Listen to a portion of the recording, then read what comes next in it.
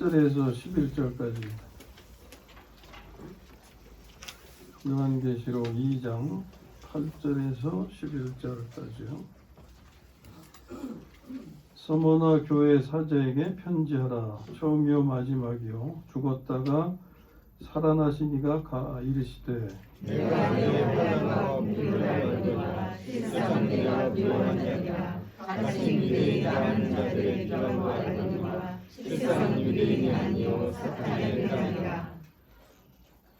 너는 장차 받을 고난을 두려워하지 말라. 볼지어다 마귀가 장차 너희 가운데에서 몇 사람을 옥에 던져 시험을 받게 하리니 너희가 10일 동안 환난을 받으리라. 내가 죽도록 충성하라.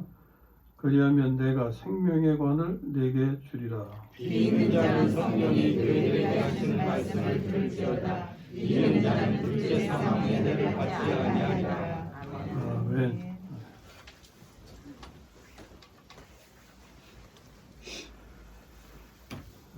계속해서 교회에 관한 말씀을 나눕니다. 오늘 말씀의 제목은 사망의 세력을 이기는 생명입니다. 사망의 세력을 이기는 생명. 다른 말로 하면 어떻게 표현할 수 있을까요? 사망의 세력을 이기는 생명은 어떤 생명이에요? 부활 생명이죠. 아멘. 부활 생명. 근데 그 생명이 우리의 생명이 되셨다는 거.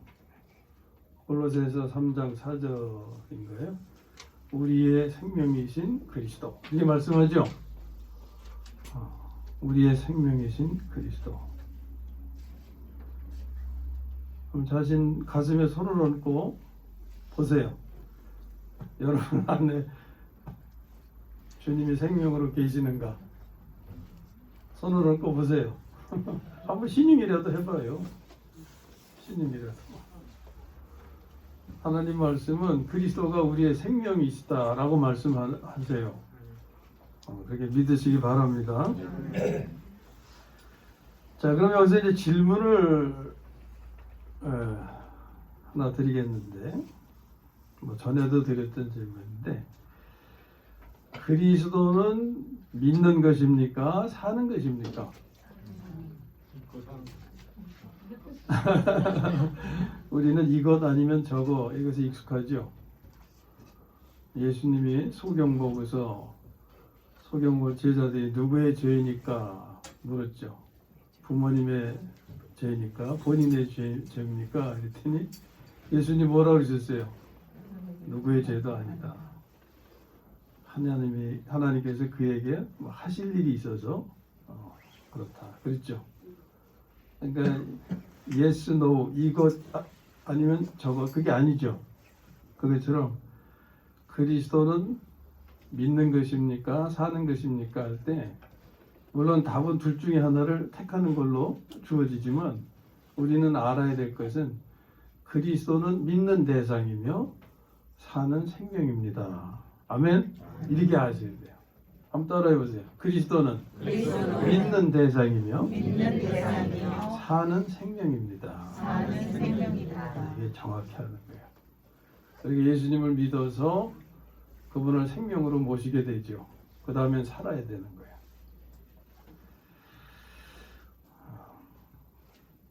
자, 이제 두 번째로 소개되는 교회는 서머나 교회입니다. 각 교회의 이름이 상징적 의미를 가진다 했죠. 이 서머나는 헬라어로 모략이라는 뜻이에요. 모략은 죽은 자에게 사용되는 향료입니다.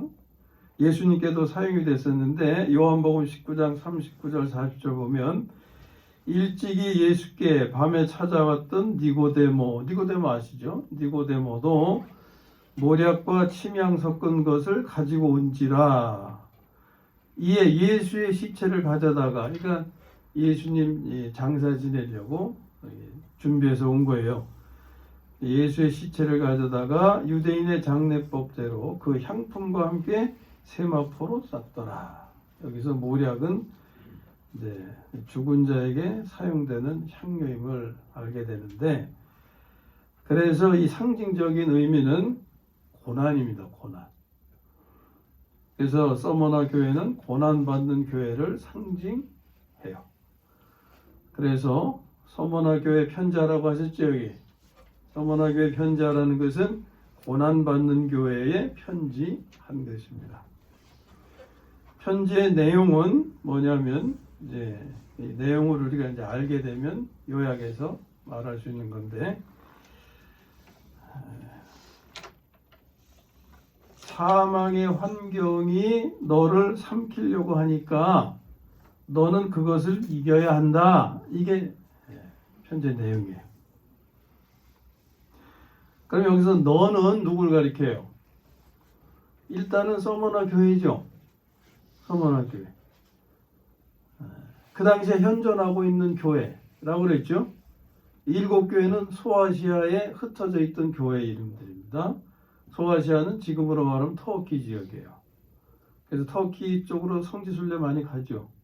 이 교회 터를 보기 위해서, 이 교회 관련된 걸 보기 위해서 가는 건데, 그 당시 현존하는 교회였지만 이것이 가지는 상징적인 상징성은 역사적으로 이 시기가 있었던 거예요.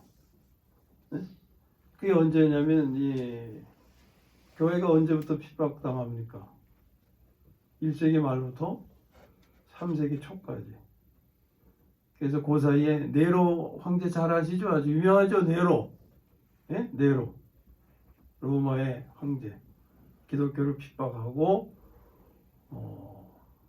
로마에다 불을 지르고서 기독교인들에게 뒤집어 씌워가지고 막 죽이고 한 그 황제 있잖아요.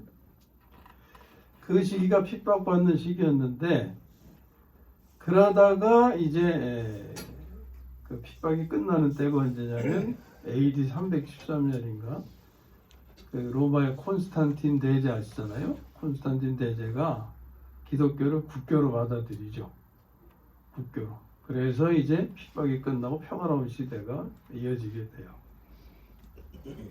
그래서 그런 시기를 의미하는 것이 서머나 교회이기도 하고, 또 하나는 오늘을 사는 날을 의미하기도 해요.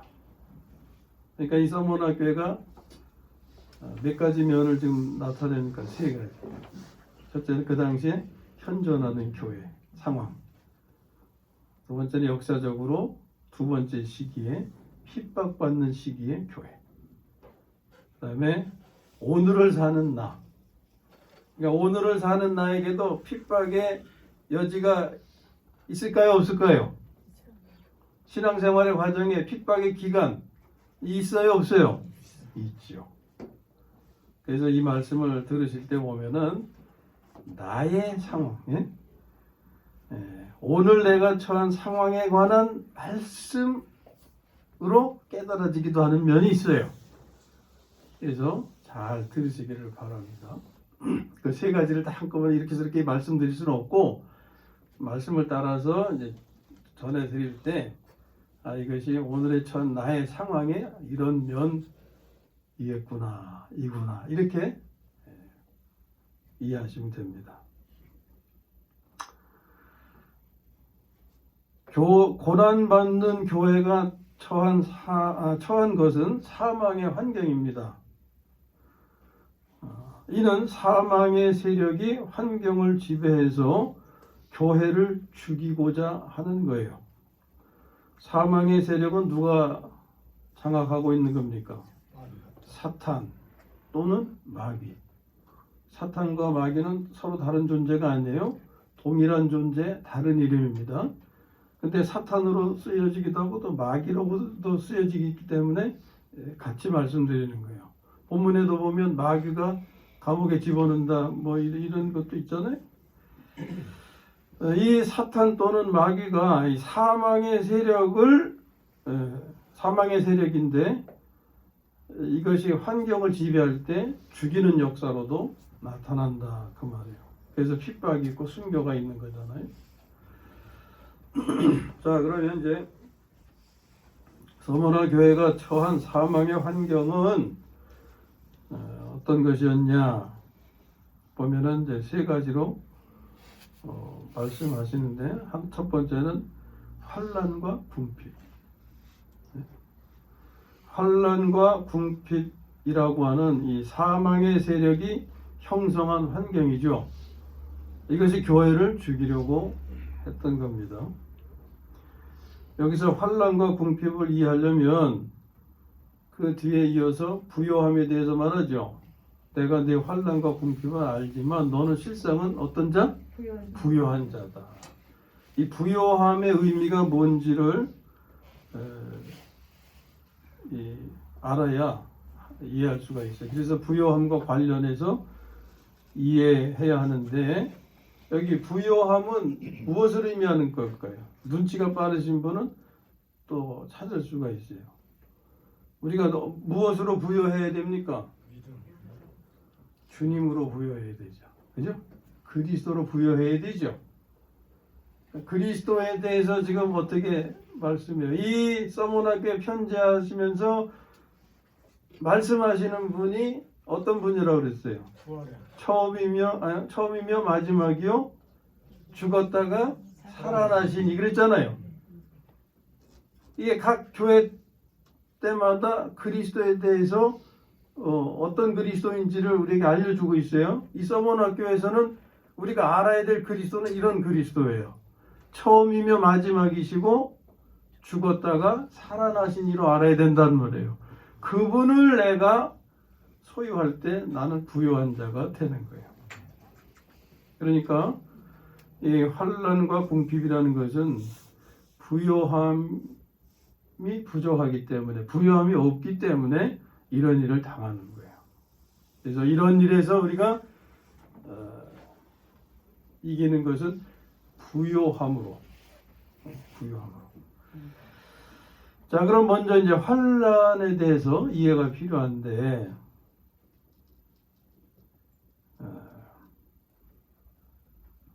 이 환난이라는 것은요, 환난을 일으키는 근원은 죄죠, 죄.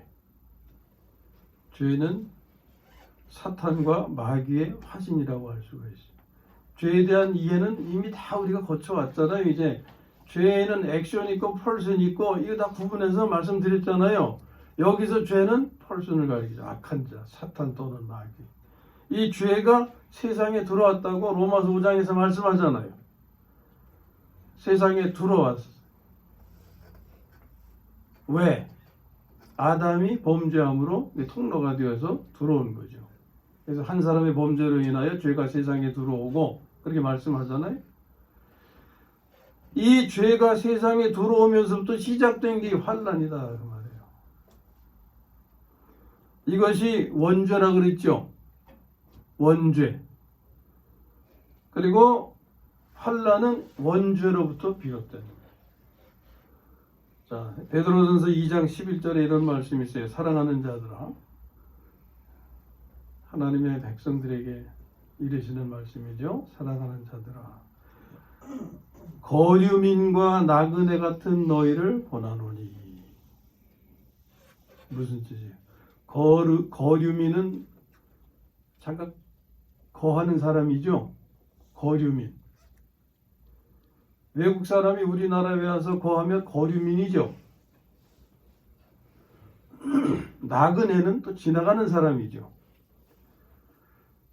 하나님의 자녀들을 하나님은 거류민과 나그네라고 부르고 계십니다. 다시 말하면 이 세상은 잠깐 거처하는 곳이고 지나가는 곳이다. 어디를 향해서? 천국을 향해서. 그죠? 자, 거류민과 나그네 같은 너희를 권하노니, 그러니까 이 땅에 사는 동안 사는 사람, 영혼을 거슬러 싸우는 육체의 정욕을 제어라. 이게 우리가 이 땅에 살면서 힘써야 할 과제, 이루어야 할 일들, 매일의 삶에서 이루어야 하는 일들, 그런 거죠. 영혼을 거슬러 싸우는 육체의 정욕을 제어하라. 그러니까 영혼과 육체 싸움에 대해서 말씀하죠. 영혼과 육체의 싸움이라고 하는 것은 죄와의 싸움인 거예요. 죄와의 싸움. 이것이 환난인 겁니다. 아담의 범죄로부터 시작해서 이것은 종말 때까지, 심판 때까지 계속되는 삶이죠.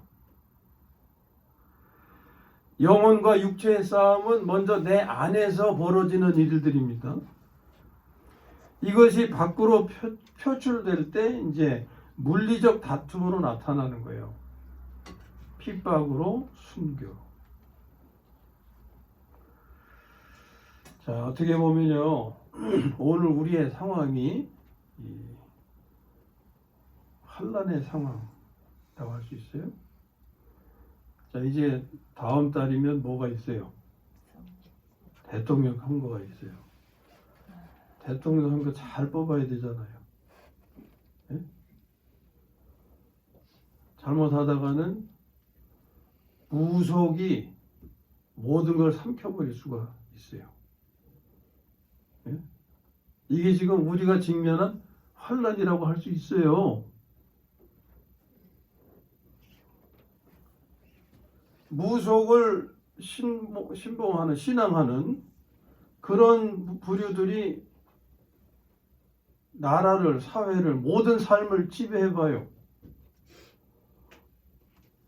우리의 신앙은 어떻게 될 것인가? 그것은 영적인 문제라고 할 수 있지만 그것이 사회생활 가운데서 물리적으로 제압을 당하고 구속을 당하고 또 해를 당할 때 그게 핍박이 되고 심하면 순교가 되는 거예요. 그 과정에서. 이거 환난이죠. 환난이라는 게 어려운 시기만 환난이 아니고 편안한 시기도 환난이 될 수 있어요. 예를 들면은 이제 그 교회사의 시기가 로마 시대에 핍박받는 시기가 있었지만 콘스탄틴 대제 때 이제는 국교로 삼게 되어서 모든 건 사라지고 평화로운 시대로 이어지잖아요. 근데 그 평화로운 시대가 꼭 좋은 것만은 아니었어요. 왜? 그 시기에 교회가 또 더 깊이 타락을 하니까. 예? 그러니까 물리적으로 핍박을 당하던 시대든 물리적으로 평화로운 시대든 모든 면에서 교회는 환난 가운데 있는 거예요. 왜? 사망의 환경이 항상 교회를 삼키려고 그렇게 수를 쓰고 있기 때문에 어려운 시기에는 핍박으로 삼키려고 하고 편안한 시기에는 편안함으로 삼키려고 하고. 그래서 성경은 항상 뭐라고 그러는 거예요? 깨어있으라 라고 하는 것이 그런 이유예요. 핍박을 당한 때만이 환난이 아닙니다. 평화로운 시기도 우리가 사망의 환경에 삼킴을 당하면 그것도 환난인 거예요. 그래서 이제 다음 주에는 세 번째 교회가 무슨 교회냐? 버가모 교회죠. 버가모 교회가 그게 무슨 뜻이냐면 세상과 결혼한다는 뜻이에요. 이게. 예? 그러나 그 시대의 내용도 보면은 교회가 위태위태한 과정을 가고 있어요.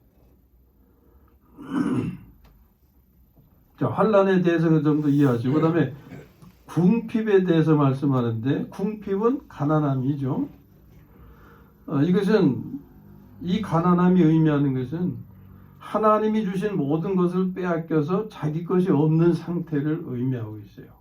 우리가 보통 가난한 그러면 물질적인 소유의 부족함, 이런 것을 생각할 수 있는데, 물론 그것도 거기에 해당이 되죠. 그런데 근본적으로는 하나님이 주신 모든 것을 빼앗겨 자기 것이 없는 상태. 반대로 하나님이 주신 것을 자기가 가지고 그 삶을 누리면 부유한 자가 되는 거예요. 예? 영적으로도 또 물리적으로도. 자, 이것은 이제 그 뒤에 나오는 교회에서 같이 비교할 수가 있는데, 좀 잠깐 넘겨서 3장 17절 18절을 한번 같이 읽어보겠습니다. 3장 17절 18절 같이 읽어요. 시작.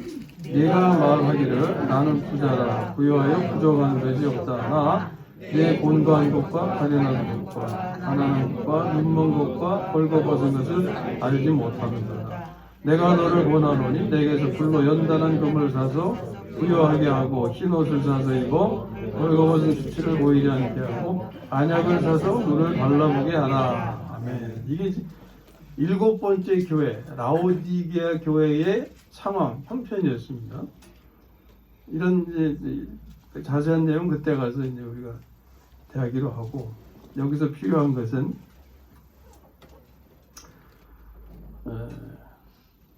가난한 것 17절에 가난한 것을 알지 못한다 그랬잖아요. 거기 뭐 가난한 거, 눈먼 거, 벌거벗은 것 있지만 지금 이제 우리가 다루고자 하는 내용은 가난한 것에 관한 거예요.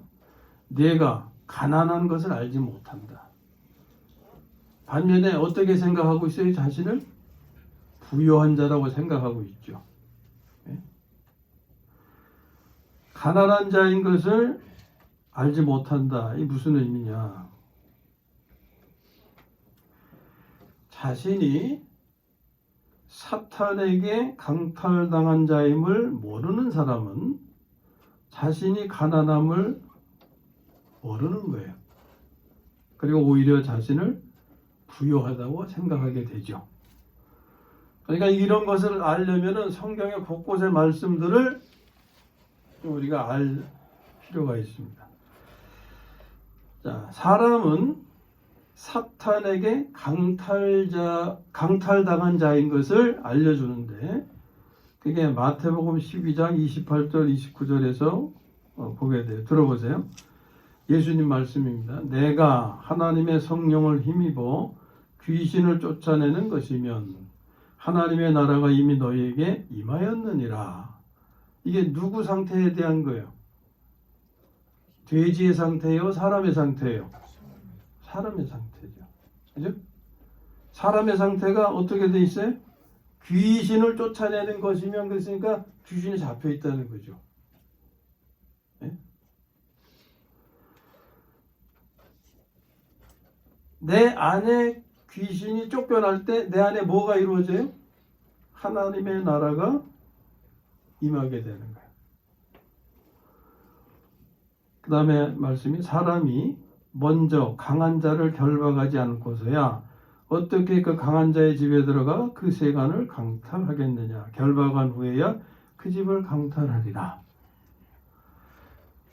자, 이게 강탈이란 표현을 써서 좀 강하게 느껴지시겠는데, 이 의미는 뭐냐면 악한 자가 우리를 뭐예요? 꽉 잡고 있다는 거예요. 예? 악한 자가.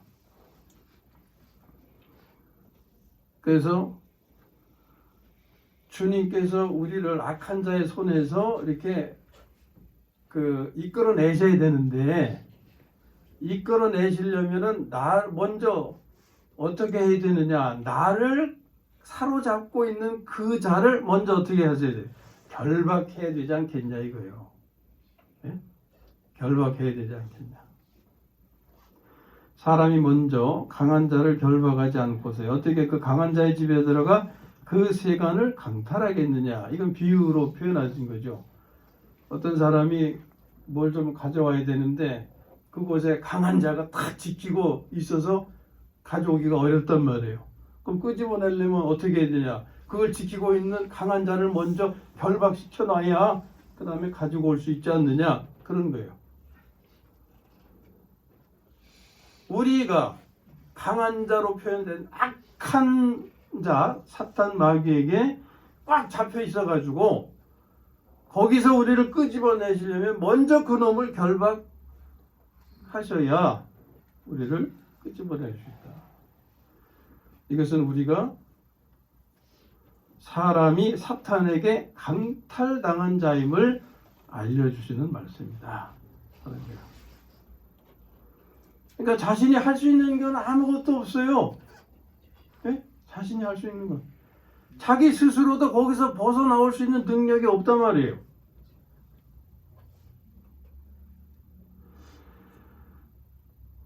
그러면 그럼에도 불구하고 자신을 어떻게 생각한다고요? 부유하다고 생각한다는 거잖아요. 그러면 자신이 부유하다고 생각하는 자는 어떤 사람이냐? 이런 사람은 인성으로만 충만한 사람이에요. 인성으로만 충만. 무슨 뜻이냐? 옛 생명으로만 사는 사람. 예를 들면 바울의 경우. 바울이 그러했어요. 그는 자신이 처음에는 주님을 모를 때는 자신이 부유하다고 생각하는 거예요. 그것의 표현이 뭡니까? 자기는 율법의 의로는 흠이 없는 자로다. 얼마나 자만했겠어요. 자기는 부유한 사람이라고 생각했겠죠. 그렇잖아요? 자기가 악한 자에게 강탈당한 자임을 알았겠어요? 몰랐죠, 그때는. 그러나 하나님의 생명, 새 생명을 받고 나서야 비로소 자신의 가난함을 알게 됐죠. 아무것도 할 수 없다. 자기가 어떤 처지에 있는 걸 알았어요. 사망의 몸의 상태에 있으면 알았잖아요. 이 사망의 몸에서 누가 나를 건져내랴. 거기서 빠져나오고 싶은데 나올 능력이 없는 거예요.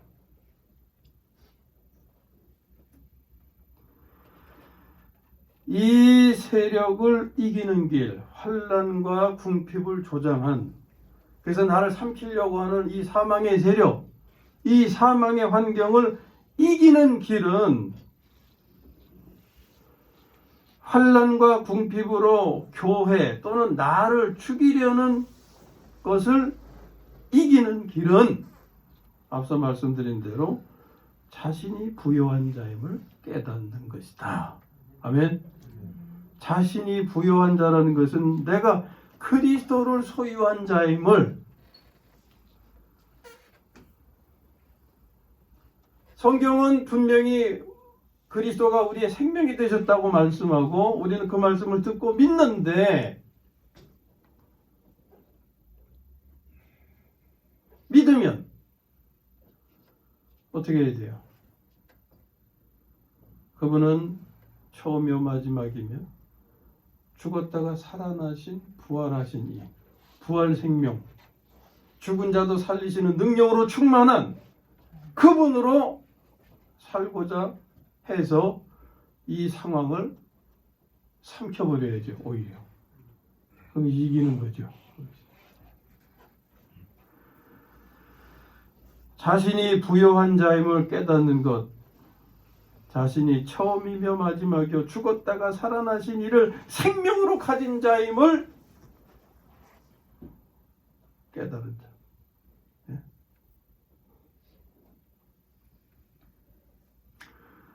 자, 두 번째로 이제 서머나 교회가 처한 사망의 환경은 유대 종교의 비방이었습니다.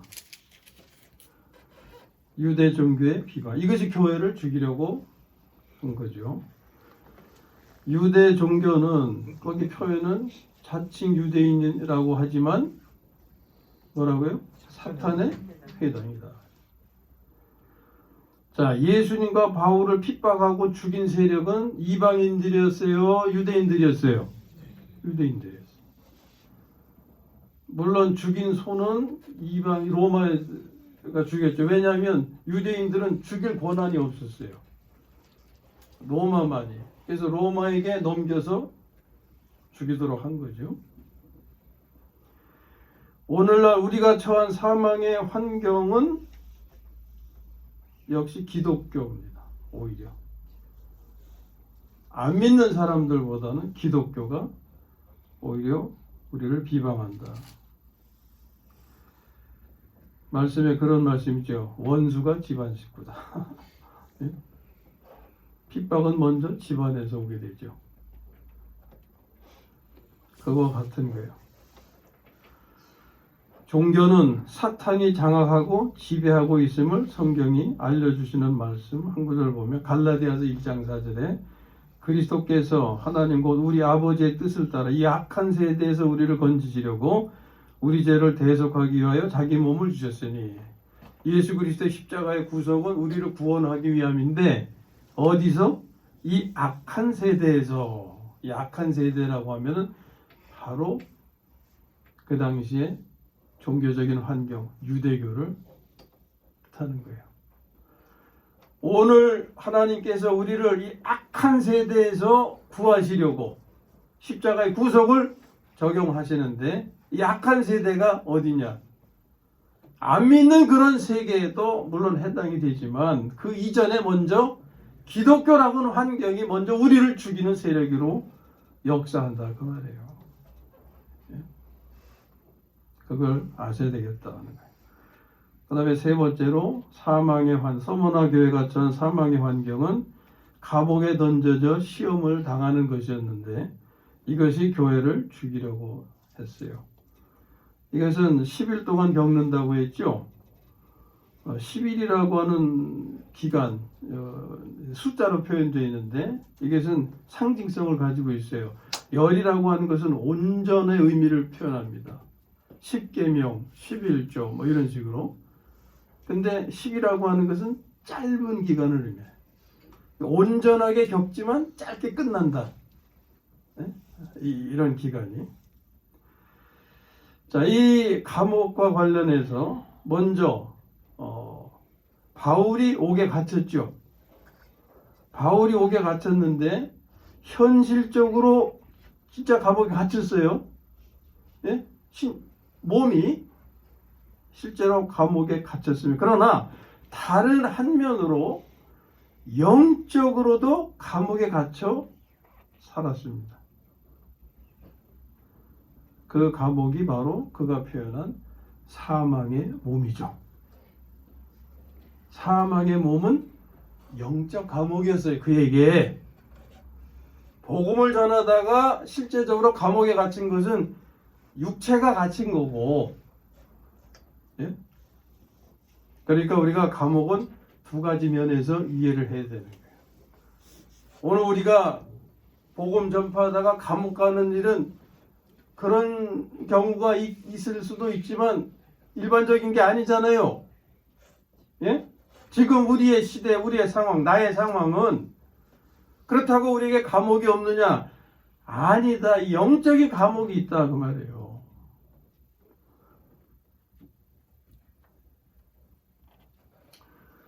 오늘 우리의 경우는 이 두 번째 경우에 가까운데 많은 사람들이 영적인 감옥에 갇혀 살고 있다. 인생 자체가 감옥인 거예요. 육체에 갇혀 살면, 곧 옛 생명으로 살면 그렇습니다. 내가 살 때 인생은 감옥 생활. 구체적으로 내가 살면 다투기 좋아하죠. 성질 내니까.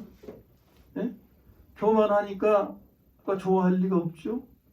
욕심이 많으니까 서로 좋을 수가 없죠. 등등.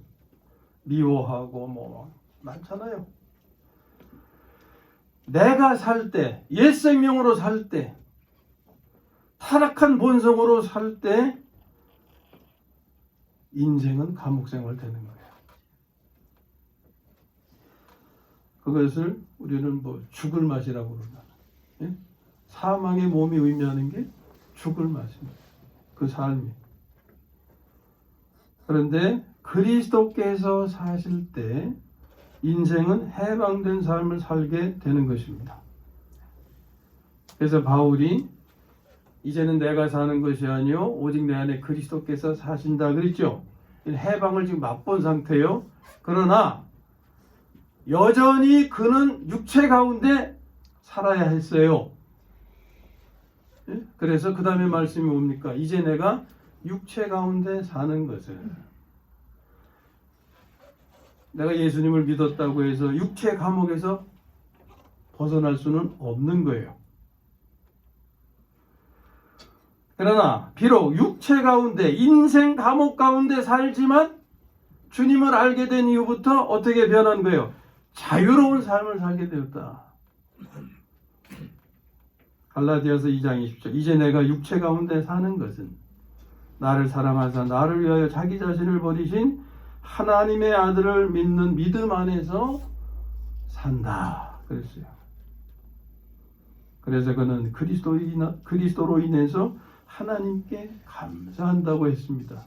그게 오라 나는 곤고한 사람이로다. 이 사망의 몸에서 누가 나를 건져내랴? 그 다음에 이어지는 말씀이 우리 주 예수 그리스도로 말미암아 하나님께 감사하리로다 라고 한 거예요.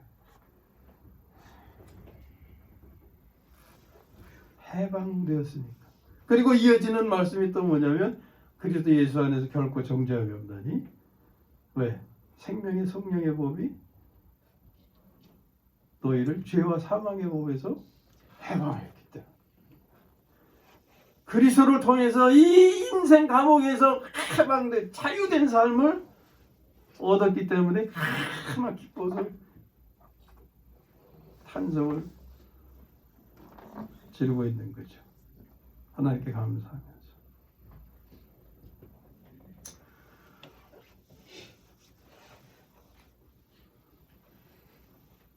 고난은 며칠이라고 그랬어요. 이게 길어야 10일. 고난은 길어야 10일인데 옛 생명으로 살면요 평생이 감옥 생활이에요. 예? 평생이 감옥 생활. 그러나 그리스도로 살면 감옥 생활은 단지 10일에 그칠 것이고, 감옥 생활이라는 것은 죽을 맛의 삶입니다. 예? 이 죽을 맛의 감옥 생활은 단지 10일에, 시집살이가 아무리 길다 그래도 10일에 지나지 않아요. 예? 시집살이 죽을 맛이죠. 그렇잖아요. 그러다가 그리스도로 살게 되면, 예? 그리스도로 살게 되면 나머지 기간은 자유로운 삶이 될 것이다. 아멘. 자유로운 삶이라는 게 살만 나는 삶이 되는 거예요. 감옥이란 환경에서 벗어나서가 아니에요.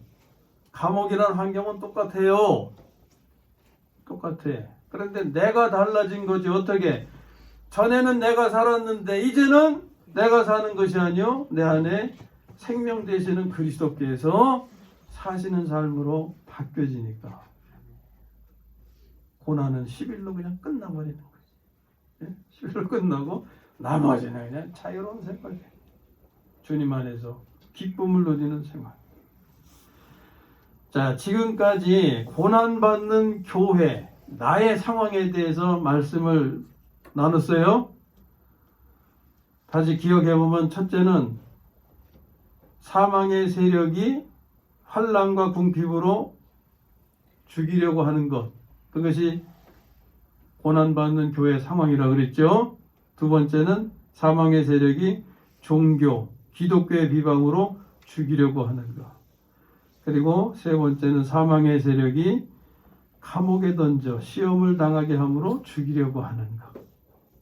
이것이 교회의 상황 또는 나의 상황인 거예요.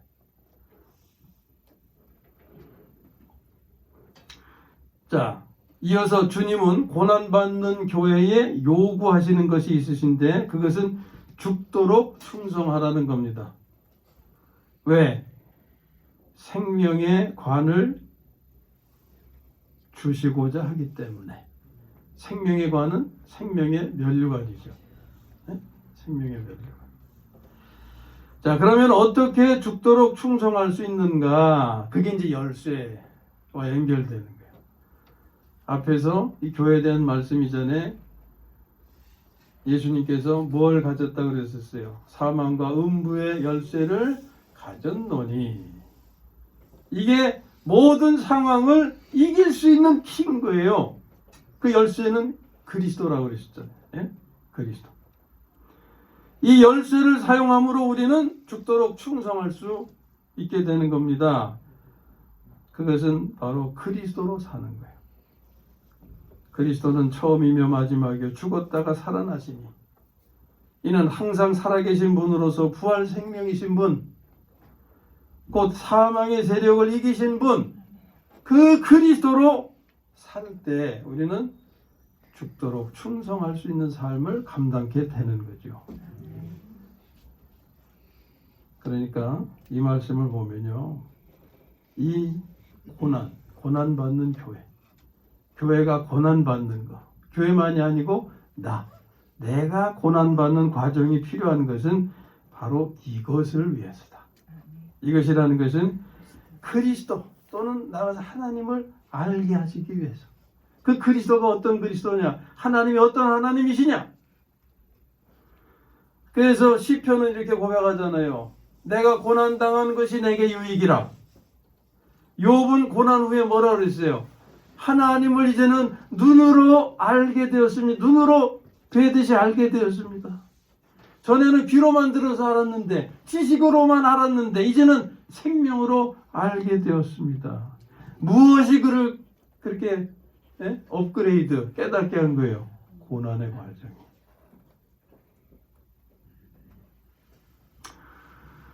그러므로 그리스도로 살 때만이 죽도록 충성할 수 있는 것임을 우리에게 알려주시는 거예요. 이것이 또한 이기는 것입니다. 이기는 자에게도 약속된 것이 있죠. 끝으로 뭐라고 그러셨어요? 둘째 사망의 해를 받지 않게 된다. 둘째 사망의 해는 불못에 던져지는 거죠. 예? 계시록 이제 여러 번 읽으셨으니까 이제 더 설명 안 해도 되잖아요. 불못에 던져지는 거. 멸망 당하지 않는 것. 그것이 둘째 사망의 해를 받지 않는 것.